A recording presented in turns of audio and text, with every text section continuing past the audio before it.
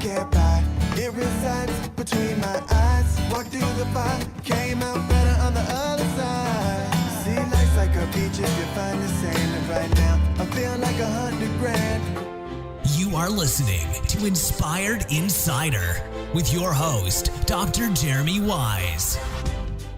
Dr. Jeremy Wise here, founder of InspiredInsider.com, where I talk with inspirational entrepreneurs and leaders like the founders of P90X, Atari, many more, and how they overcome big challenges in life and business. This is part of the Prosper Show e-commerce mastery series, where top sellers and experts teach you what really works to boost your e-commerce business.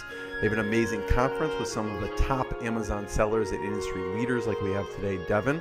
Our sponsor today is Rise25.com, which helps service-based professionals, doctors, lawyers, accountants, coaches create additional revenue streams and stop just trading time for dollars. They hold you accountable to achieve your biggest goals with a step-by-step roadmap. Check out Rise25.com, run by myself and co-founder John Corcoran. It's application only. Today, I'm excited. We are talking to Devin Johnson. He's founder of First Mile. They pick up hundreds of thousands of parcels all across the U.S. and internationally.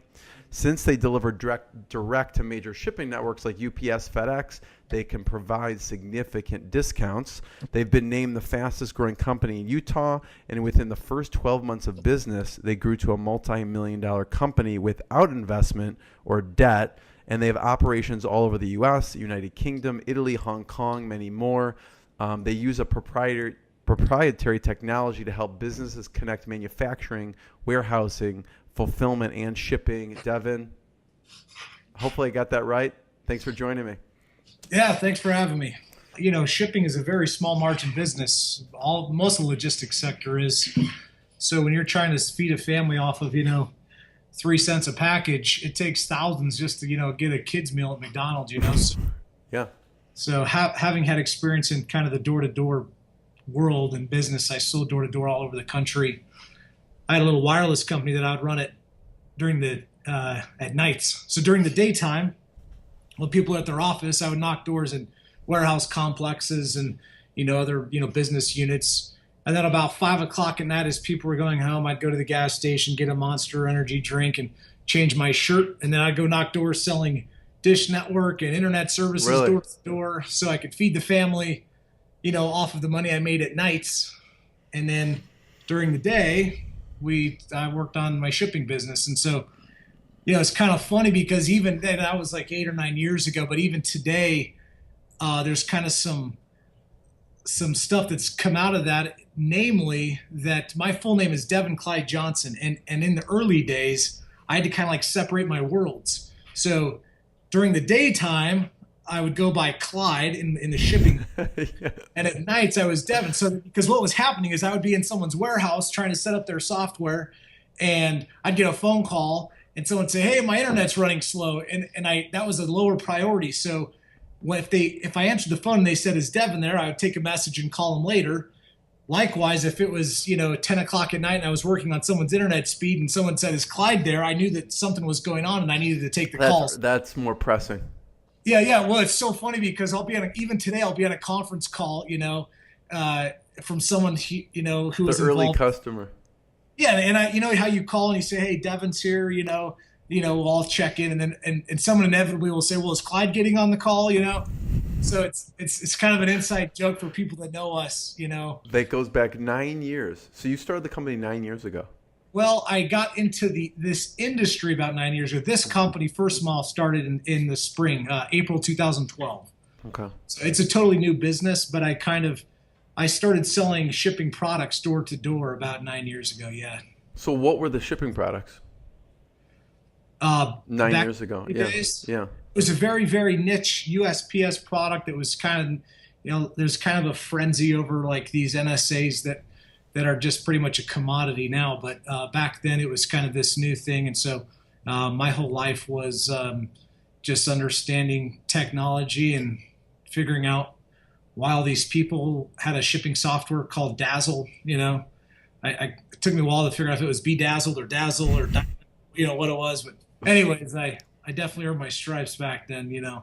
I want to go back, to your mission days at some point, but But what works going door to door? Obviously, you are a seasoned, toughened, hardened door to door person because you've been doing it for years. What do you find? What tactics and things work well when you're actually approaching that? You know what? What it really comes down to is being a workhorse, not a show horse. I mean, you can spend a lot of time reading, we read a lot of sales books, and there's definitely some sales tactics that work and, things like that. But by far, more than anything, being a show horse is not as important as being a workhorse. Because, when you learn the jargon and you learn who to talk to and how to talk to them, you learn that stuff over time. So just literally just knowing how to roll up your sleeves and just be consistently, hunting. That's what it takes, really, to be honest. I mean, when you approach a door, someone's immediate reaction is to not want to open the door for a solicitor or someone. So do you have like a greeting that you find people open up to, or like what would you say to people when you were 9 years ago when you're going up to their door? Oh yeah, sure. I mean, absolutely. There's definitely some tactics in doing that, but to be honest, it's just total transparency and a smile, and there's definitely a vibe that people carry when they're kind of going door to door. And that, I think that kind of can put people in a defensive posture. So figuring out how to just step in the door in a way that doesn't put something in a defensive posture, right? So that could totally vary based on the industry that you're in. Yeah. For me, probably one of the best things was, I'm a shipping guy, right? So I didn't want to talk to your accountant. I didn't need to talk to your HR person. I didn't necessarily need to talk to your CEO. So if I knew I was going to be in an area where there was maybe a customer that I really had my eye on, or that I knew I was going to be approaching, or if I knew an area I was going that day, I could look at the companies I was going to. I would get on LinkedIn or Facebook, or I'd just Google your website and I'd see if I could just find the name of a guy in shipping, right? So when I walk in, I had a friendly face and I asked for someone by name, so that it didn't feel like I was in there just like looking for somebody to listen to me. I came with the purpose of someone to talk to, and so that's that smart. Doing some research ahead of time instead of like, hey, can I talk to your shipping manager? Is a lot less personal. Like, hey, like, is Tom here from shipping? Exactly. Yes. Because if I say, hey, is someone here from shipping? The first thing they ask is, do you have an appointment? Who right? are you? Yeah, get out. Here, it's like, are you a buddy of his? Yeah, sure. Let me grab him. I will be after 5 minutes. Yeah, that's right. That's right.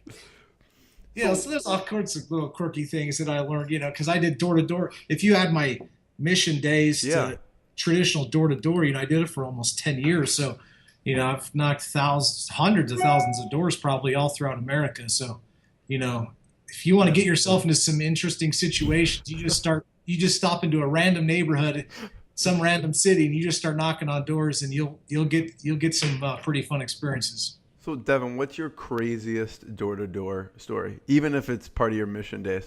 Oh, my gosh. I don't even know if I can talk about it. You might have to censor this. But, I was chased off of a door one time with a guy who is, I guess I'll say, large in stature. He was very healthy, big guy. And he chased me off the door with the shotgun one time. Really? Why? Just he didn't want someone on his door, and he was just having a bad day, I guess. I spent a lot of people answer their. You'd be shocked how many people answer their door nude. Really? They just pull up, open the door. Don't care. Yeah, just any inhibitions they have been lost on them years ago. But yeah, lots of crazy stuff like that happens. So Devin, how do you get over the mental block or mentally if you maybe you go a stretch of 50 doors and they're just kind of slamming in your face over and over? What do you do mentally to kind of recoup? Change your paradigm. You got to get to a place where you're comfortable being uncomfortable. Yeah. And you've got to really understand, is very much like in business, it's like a roller coaster.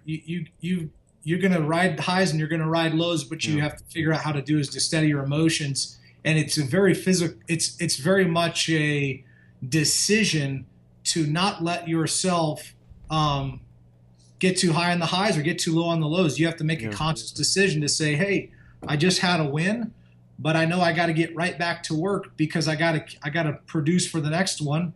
Right. And also when you go for 3 days, not 50 doors, 3 or 4 days and not having your results, hundreds of doors a day for 3 or 4 days at a time with no results can potentially be a little bit demoralizing. For sure.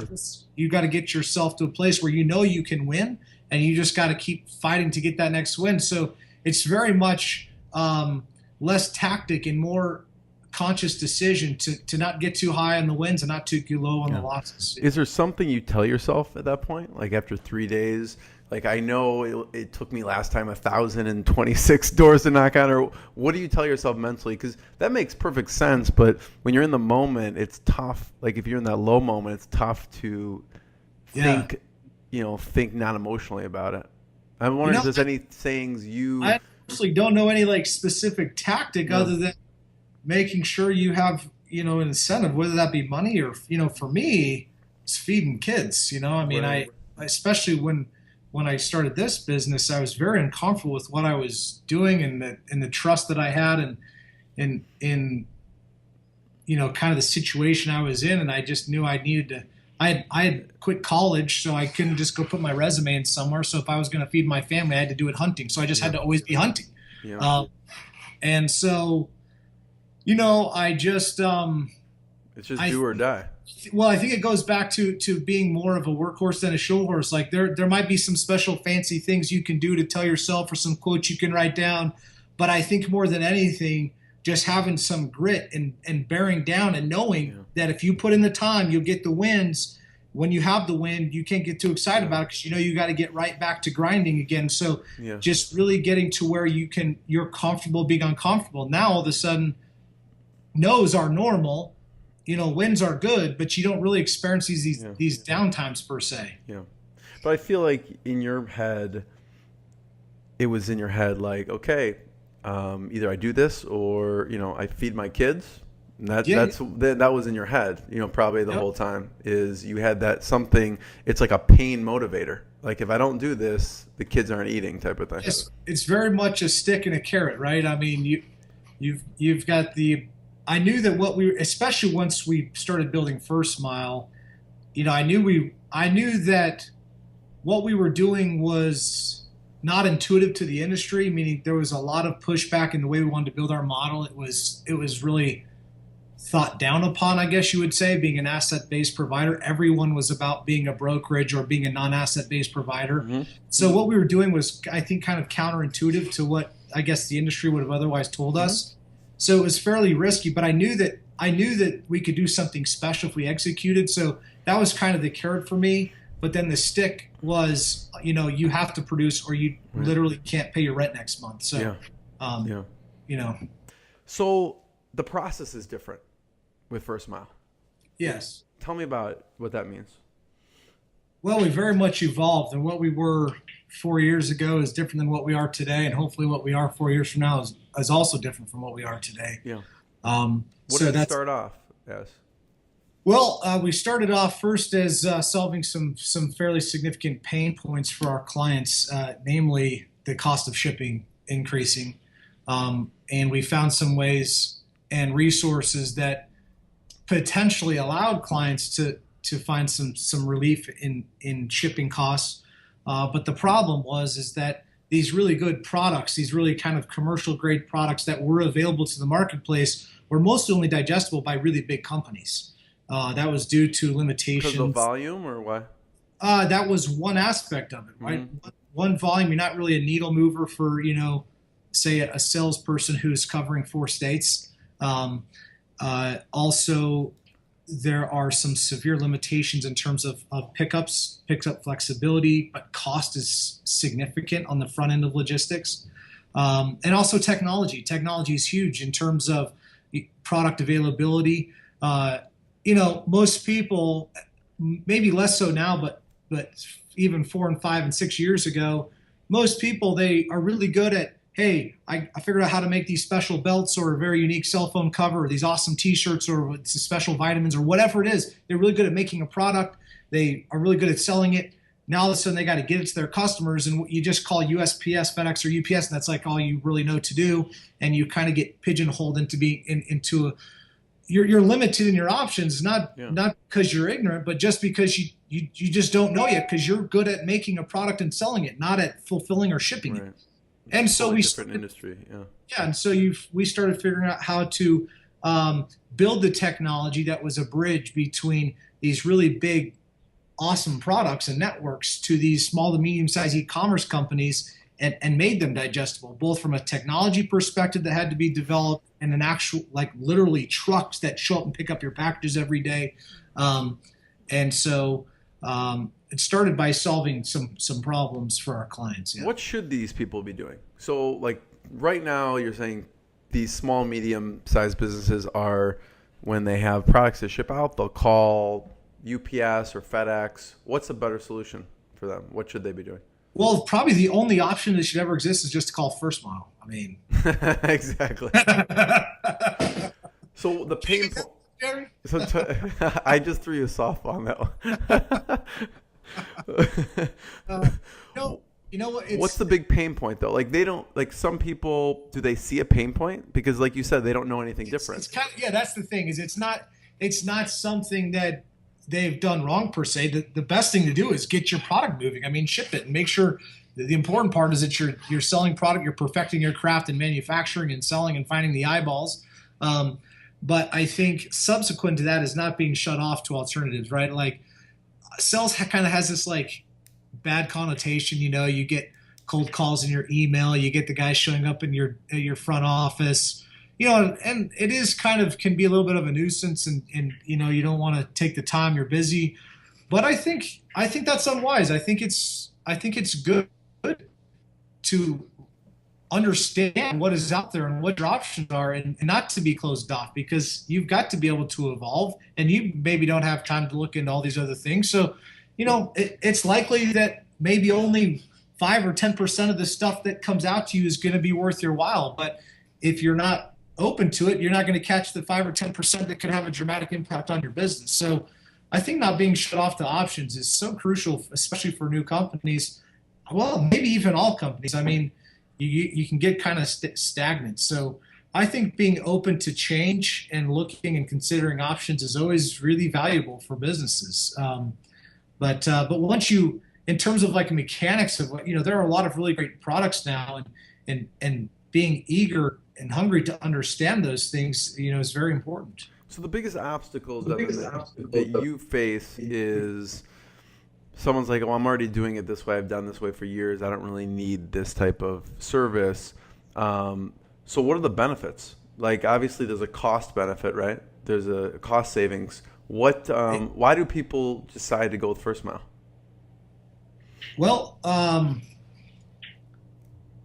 there are a number of reasons, and it depends on not only the products that you sell, but the industry that you're in, the marketplaces you sell on, the type of websites you sell in, where you're located, where your customers are located.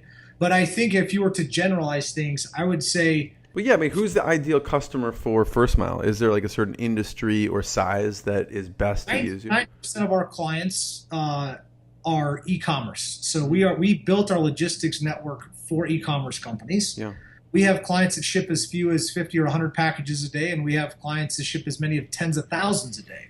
Yeah. So it's hard to say there's a specific size, though we do find that we create the most advantage for someone who is we're not great for startups, because we have some pretty significant front-end loaded costs, meaning we've got to send sometimes a huge truck to your dock every day, and we've got a driver in there, and paying his health insurance and the fuel in the truck. So if we're showing up and picking up, your first 3 packages that you sell every day for the first few months, it's going to be a huge for us, and it's not going to be. Doesn't make sense. Yeah, in order to make it make sense for us, it will now not make sense for you, because we'd have to charge you so much. Right. So where we're most valuable for clients is kind of once they've got out of that startup phase, they've found a product, they've found the eyeballs that want the product, they start selling it.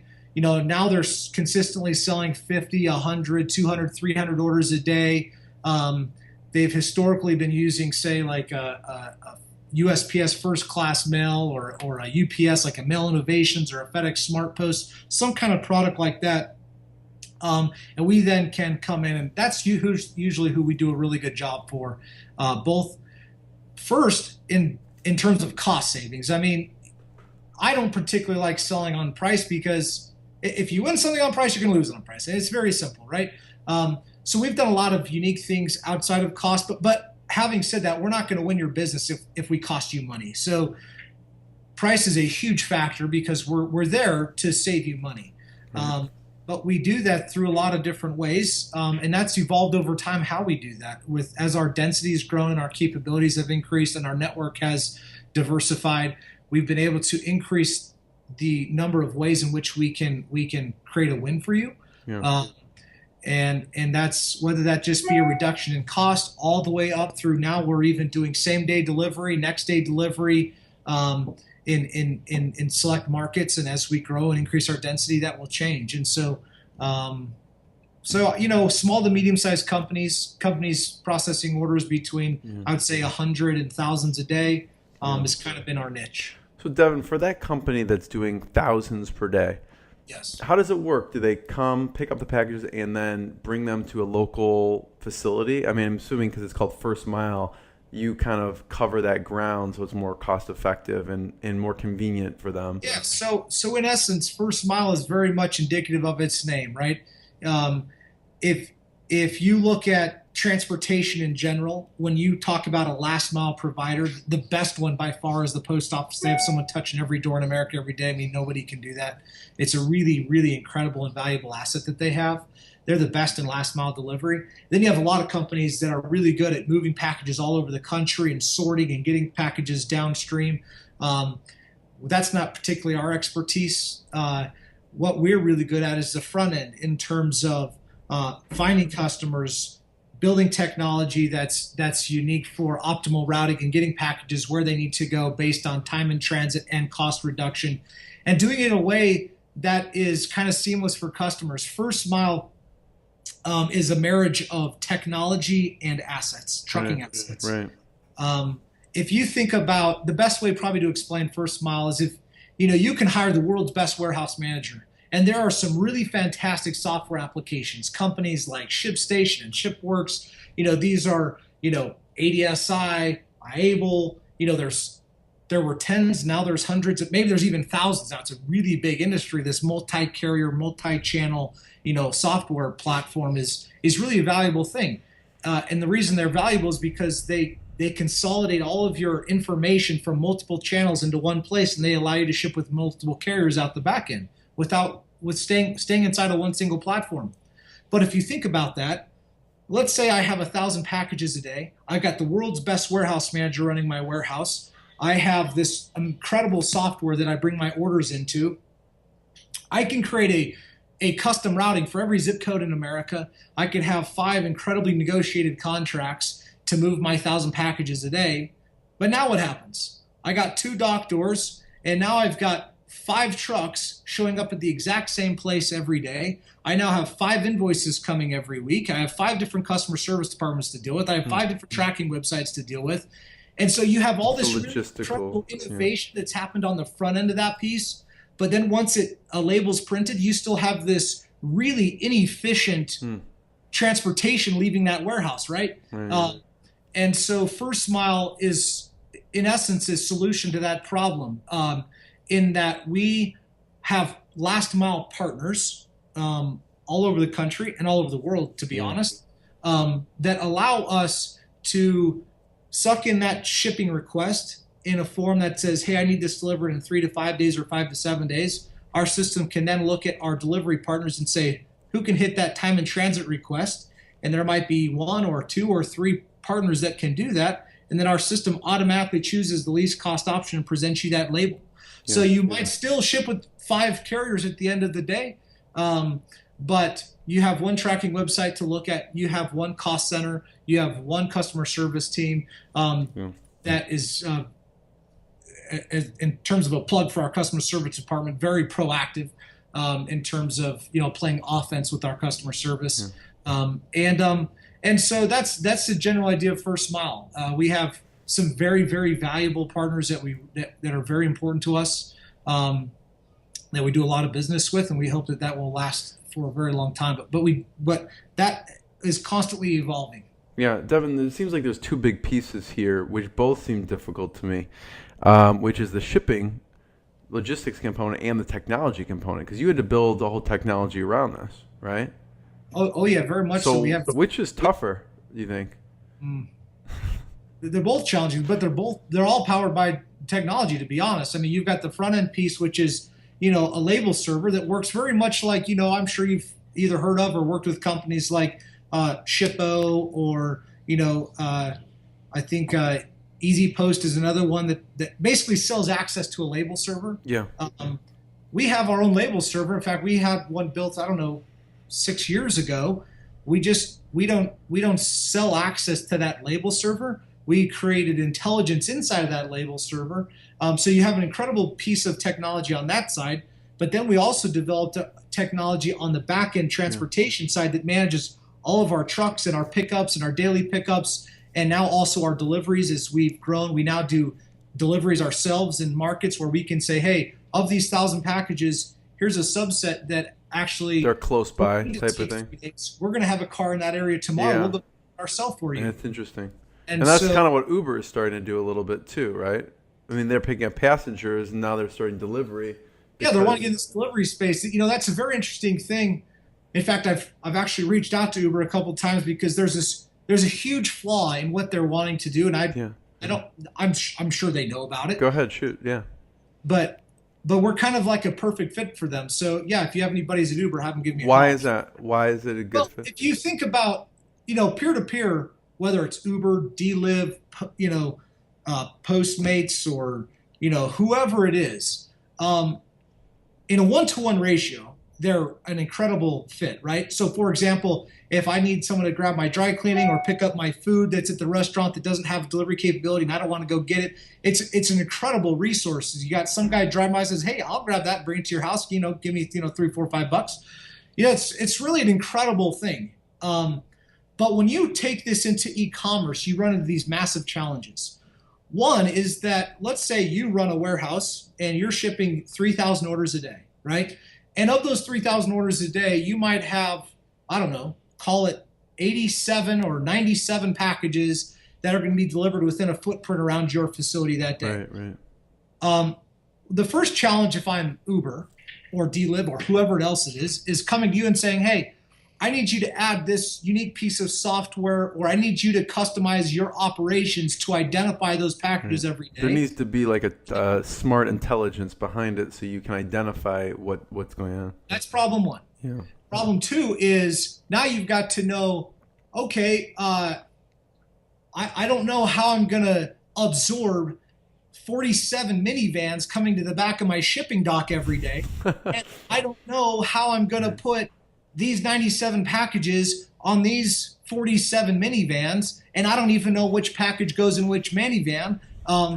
And who shows up every day is potentially different every day anyhow. So you have this big disconnect between transitioning from a one-to-one, meaning I go pick up this thing and I deliver to that place, versus showing up every day to consume anywhere from 80 to 200 packages from a single point, and then get them out on these vehicles, right? Those are just some of the challenges. Then you've got issues like, what kind of food is also in the car? So what's my product going to smell like when it gets delivered? And all these other things that are challenging from a security standpoint. So those can be solved more easily. The big problems is the technology and the pickup. That's why First Mile is unique, and that's why we're looking to maybe start partnering with some peer-to-peer groups, because our clients are already using our technology. Our technology is already telling us what's staying in a local within a certain footprint. Yeah. We're already routing those and sorting those for delivery every day.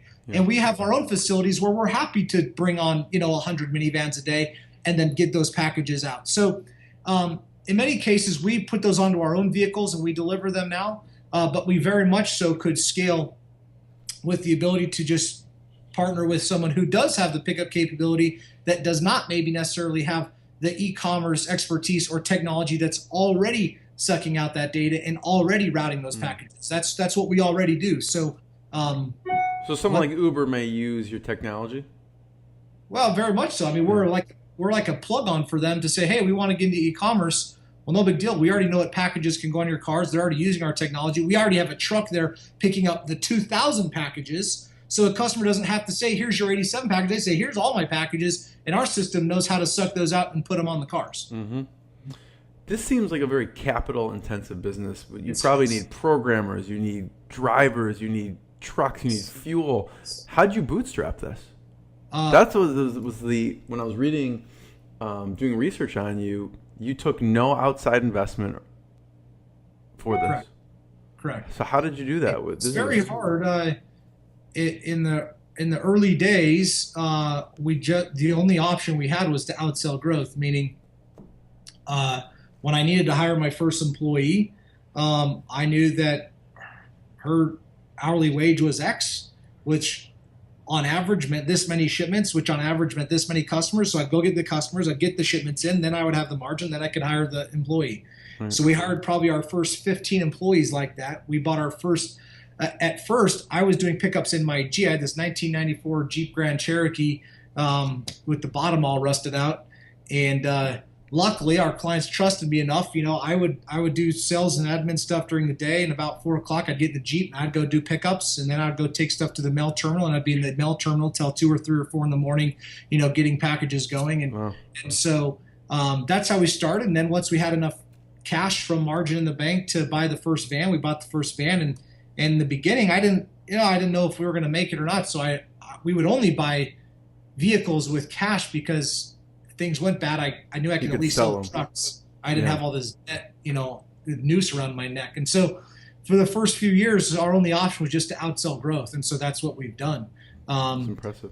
We're getting to a point now where that's getting a little more challenging, just because, you know, going from $4 million a year to $13 million a year to $20 million a year, you know, those are more, you can outpace those just through like kind of like hard work, you know, but going from say 60 to 150 to 250, I've not done that before. But I know that we can't outsell it. So we just kind of have to either slow down a little bit or look at some financing options. But our business is not one that's, you know, we get probably, I probably get 3 to 5 emails a week from like VC firms and those kind of guys, but they want to put money in. Yeah, they do. Well, they think they do, but they're all looking for EBITDA to flip, right? And it's when you have a business that's high volume, small margin, that has a lot of capex, that's not a great traditional win for a VC firm who just wants to, you know, look at a good chunk of EBITDA, figure out how to add a point or two to it, grow it for 3 years, and flip it. You know, for us, we're much more strategic in nature in developing our network and growing our network, and so, you know, that makes it a little bit more challenging. And those guys can, no offense to them, they can just be a huge black hole of energy. I mean, it can just suck you dry in terms of resources, and, you know, you got to run the business day to day, and dealing with those conversations is almost a full-time job in and of itself. And so we just haven't been real open to, you know, entertaining that stuff, get beat up like that. Yeah. So we just trying to motor along as best we can, bootstrapping. It is very hard. So at what point did you hire your first kind of developer person for the technology side? Because, I mean, in the beginning, it was you selling, delivering, everything. And obviously you weren't coding from like 3 a.m. to 5 a.m. and then not sleeping. At all. But one of the first things we saw was this huge need for development. And I mean, this calls, I don't want to bore you with the details of why, but suffice it to say that we needed this piece of technology. And so I found someone that I could never have afforded, like from a salary perspective. So I would hire on contract in tranches, and he worked on contract for us for about 2 years, and about a year and a half. And for probably 80% of that time, I was trying to talk him into coming to work with us. But he had a great, you know, daytime job, very secure, big, stable company, you know, and here's this kid in this little office, you know, trying to get him over. And it's just like, no way. He had a new wife. And so we were too risky. So we just kept on contract. And then eventually We finally talked him into coming over full time. And since then, we've built out that technology. We've also outsourced 2 huge pieces of technology that we own, but we've built through contract labor. So we have a mix of both of in-house and contracted code that we've had to develop. Yeah. And then tell me about the expansion. What did the expansion look like? So obviously it's you, and then you're probably serving the local area, because now you're in United Kingdom, Italy, Hong Kong. You're all over the place. Yeah. Where did you first expand, and how did it go from there? So we have different functions in those areas. So the core first mile functions, we ship to, 200 something countries. So we also have customers in those countries. We also have, physical brick and mortar facilities, like in Italy, for example. And then we have a technology base in Hong Kong. And so we've always just grown to the customer, meaning we've created new products when we felt a pain point or a demand for it. And we've tried to build it in a way that we knew could scale and have application for our other customers. Yeah. And so we've just always had to do it in a way that we could pay for it and then hope we could sell it and monetize it, after the fact to our customer base. So what are some of the products? I know you have an annual sales conference coming up.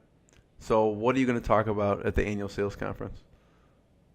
Well, lots of things. Everything from SOPs for implementation and setting up customers to, how to, provide the proper tariffs to clients so that, we're not starting off in the hole, running a big 26-foot straight truck to a customer that gives us 1 bag of, 2-ounce cell phone covers every day. So, understanding how to run those SOPs. But from a product perspective, most of our training will be based around a new product called X-Parcel, which is very, new, I guess I would say, to the industry. And that's the ship method, a first mile ship method. So X-Parcel. That tells us, hey, this customer, we have X-Parcel expedited, X-Parcel ground, X-Parcel same day. That basically what that tells us is, hey, this customer wants to ship expedited, or in other words, this customer needs it delivered in 3 to 5 days. X-Parcel is a ship method that runs this logic on the back end that says, hey, here's you're getting it from zip code A to zip code B. Here's 4 or 5 of our partners that can do that. Here's the one that's the least cost option, and sends back the appropriate label, tracking number, cost of the shipment, wraps up that data, sends the manifest off to the appropriate induction point, and then gets it routed onto the truck and into the right induction point and gets the package delivered. And so there's a lot of moving parts there. What faces the customer is hopefully very simple and clean, but what it takes to a lot of mice running in the background. Yeah, there's a lot of stuff there, right? And so training our people on how to appropriately, not only support it but sell it and nurture it and develop it is it's a very sensitive thing. So we'll be doing a lot of training on that. We just rolled out same day delivery. We've been building the technology to do it for about 2 years. We started a beta test about 6 months ago. That's gone really well. We did a beta test with one client, rolled that up to about 4 or 5. Now I think we have a dozen or so out of hundreds. And so we'll slowly start turning those dials on. And we're doing deliveries now in Salt Lake City. We're procuring the vehicles. We have a fleet of Priuses. So we'll be putting a new fleet in Southern California, where actually our largest customer base is. And then we'll be rolling out to Phoenix, Denver. We have a facility where we have trucks running in New York City with a new facility coming in, and also new deliveries coming there probably by the end of this year. Mm-hmm. So that's kind of what we'll be doing a lot of training. Interesting. On. So Devin, are companies like Amazon and Walmart, would they look at acquiring a company like you because of the capabilities you have of getting things out in a certain radius? I think that... Or is that not in their realm of thinking? I think that very much it potentially can be. We don't really... I guess we don't spend a lot of time looking for that per se, but the functions or the mechanics of what we do have an incredible amount of application for those sorts of companies, just in terms of what our capabilities are. But I don't know. What we know is that there are a lot of needs not being met in the e-commerce logistics space. Right. But it's a huge space, and it changes very fast, and the technology can be overwhelming. So we're consumed with trying to understand what do we need to do well 2 and 3 years from now, because we need to start building now in order to have it perfected 2 years from now. What do you do? Because I mean, like, there's day to day where you're servicing the customers and the current technology. Do you and your team kind of go away like into the foothills of your mountain home every 3 months to write on a whiteboard to figure out where to go in 2 to 3 years, or how do you plan for that? I wish it was that organized. A lot of it's guess and check, to be honest. But keeping a pulse on the industry and understanding what's going on, and hopefully our intuition is right. We've made some bad bets, but most of them have been right on. And so, I think that we're on the right track. What's something like that, Devin, that right now you made a right bet? It wasn't so obvious when you first made it, but it's obvious now that was the right bet. For us, probably by far the biggest one is building our own technology and running the trucks for pickups, because that, especially 5 years ago, because other companies outsource that. They'll have the technology, but they'll have other trucks pick it up. You just look at traditional trucking companies. I mean, you have the actual guys that run the trucks, but maybe as big of an industry are the guys that sell space on those trucks, right? And so, those brokerages can be incredible profit centers, and they're incredible businesses. That's just not what we are. That's just not what I was wanting to become. And so we didn't want to just particularly connect the dots per se. We wanted to actually contribute to the supply chain. I was seeing what companies like ShipWorks and Ready Shipper and ShipStation were contributing to the e-commerce environment, but nobody was making a dent of difference in the actual logistics. Like, orders came in from 10 different places into one application. They were going out with 4 or 5 different carriers, but that was the end of the innovation, right? And so I just felt like there was an incredible amount of innovation there, but it required technology and it required trucking assets. There's a barrier to entry there. I mean, huge. Huge, yeah. And so I think owning our own trucks, it would probably still be debated today. In fact, we still have debates about it, but me personally, it's probably one of maybe the riskiest but best differentiation was saying it's incredibly limiting because of the CapEx and scaling. But we have customers in over 40 states. And so experiencing a relationship with First Mile does not require a truck per se, but it does require us to get your packages picked up every day. So sometimes we still have to contract it and outsource it. But at our core and in our core, territories, you do have a uniformed First Mile driver and a branded First Mile truck show up every day. And in some cases now you have a branded First Mile truck and driver delivering your packages every day also. Yeah, that's cool. What other software and tools do you see e-commerce companies using? Obviously, there's besides the First Mile suite. What else? Just e-commerce in general, you mean only pertaining to logistics? No, in general, that you think is important that you see, because you have your finger on the pulse probably of all the things people are using in their business. Yeah, I wouldn't say all, but I mean, we definitely see a lot, everything from applications like Channel Advisor or things that compete with Channel Advisor. That's a really big feat to, manage your listings and to get them uploaded and to, keep the same images in this marketplace as in this one and this one and this one and this one, and keeping the pricing, similar and description similar. That's a full-time job just managing that in one channel, let alone 10. So we see a lot of innovation and a lot of companies leveraging the use of those sorts of technologies. What we deal with the most is on the WMS side of things.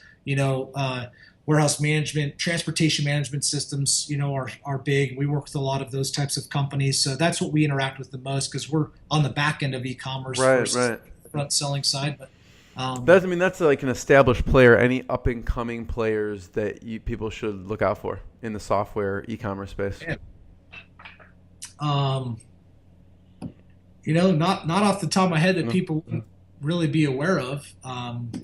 But there are a lot of really good things. I think you just got to keep your eyes open and be willing to try new things, or at least look into new things. You don't want to go and invest, days at a time into 10 different things, and now you've wasted 30, a month of your life. Yeah. But I don't think you can be closed off. And to be honest, that's where we've created a lot of opportunity. Is you think man, logistics has been around forever. I mean, it's probably one of the world's oldest industries. How do you make a change in that? But sometimes those create huge opportunities where it's kind of ripe for innovation. And as a company, we've had a huge advantage in that we've been very nimble and we could change and move very quickly.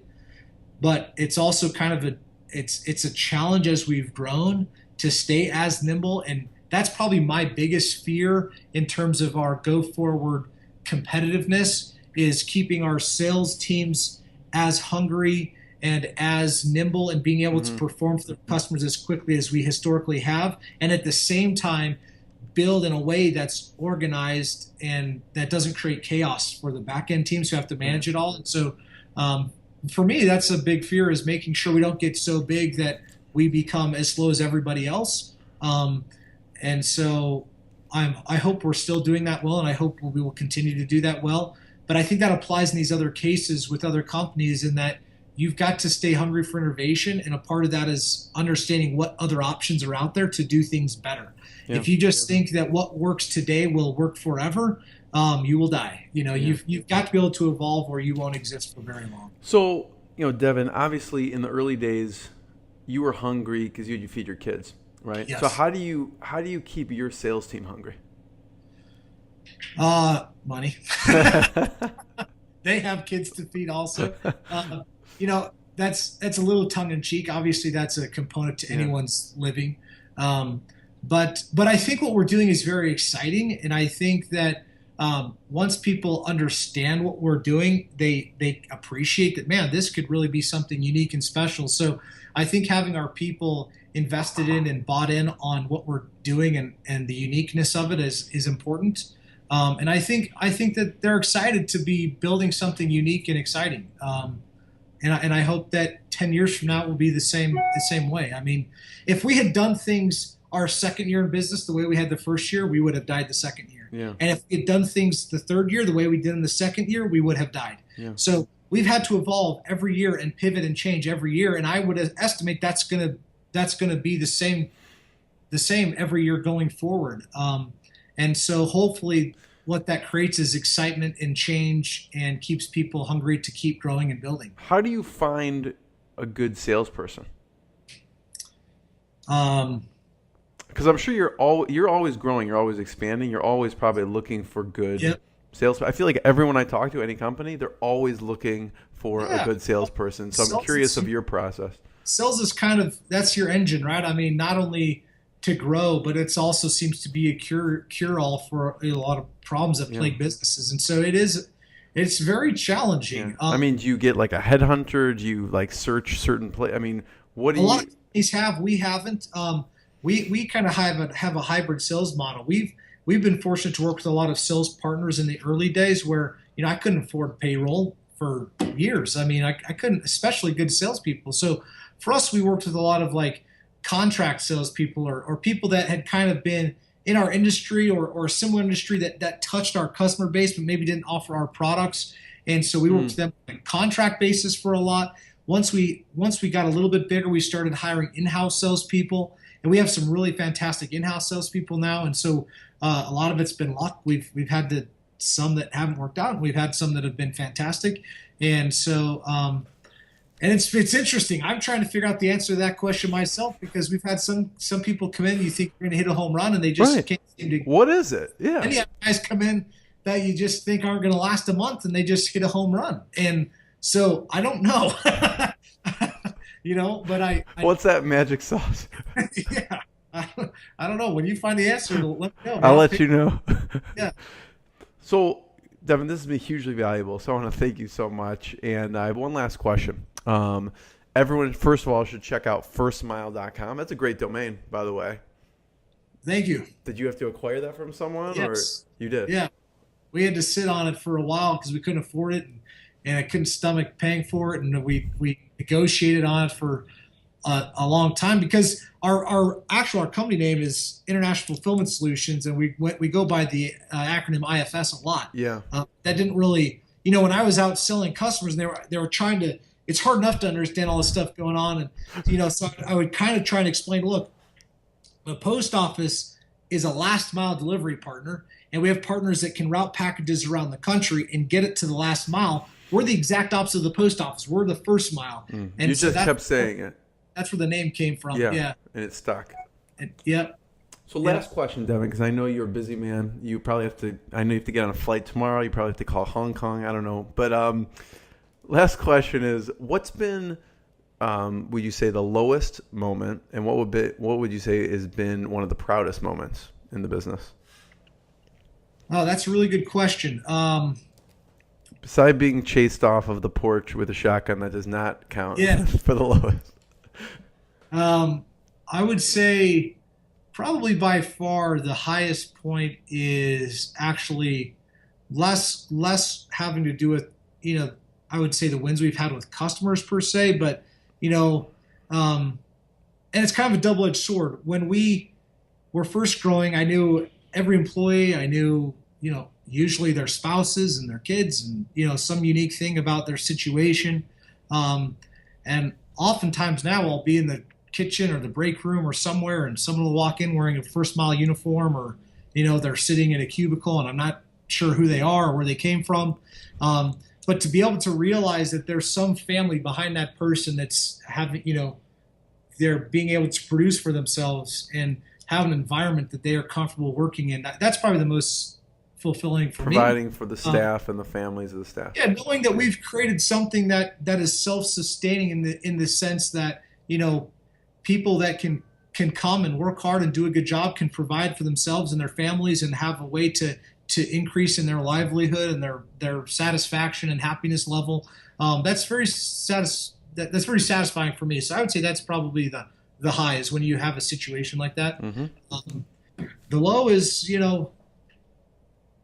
the stress probably on, family, and it's challenging because of you business. have 3 kids and 1 on the way. Yeah. And that's exciting.